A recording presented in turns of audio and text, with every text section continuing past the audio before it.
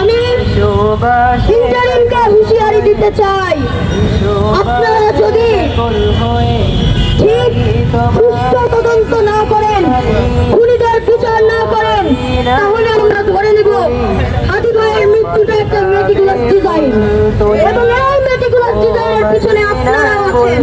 কারণ উপদেষ্টা পরিষদের সাহায্য ছাড়া সীমান্ত অতিক্রম করা এত সহজ না।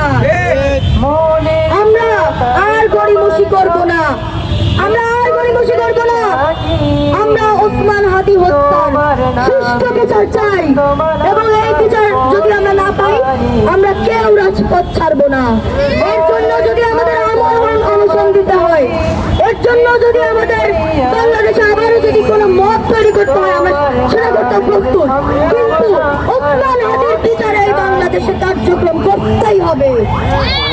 আমি রাজনৈতিক দলগুলোকে আবারও আহ্বান জানাবো, বাংলাদেশ জাতীয়তাবাদী দল এবং জামাত শিবির প্রত্যেকটি রাজনৈতিক দলকে আমি আহ্বান জানাবো, ওসমান হাদি ইনকিলাব মঞ্চের একার না, ওসমান হাদি গোটা বাংলাদেশের। ওসমান হাদি ইনসাফ প্রতিষ্ঠা করতে চেয়েছেন, ইনসাফের প্রতিষ্ঠার জন্য তাকে গুলি করে মেরে ফেলা হয়েছে। সুতরাং তার দায় কোনো একক গোষ্ঠীর নয়, তার দায় গোটা বাংলাদেশের। তার হত্যার বিচারের জন্য আমাদের প্রত্যেকের মাঠে নামতে হবে। ইন্টারিমকে বলে দিতে চাই, আজকে 29টা দিন পার হয়ে গিয়েছে, আমার ভাইয়ের বিচার নাই।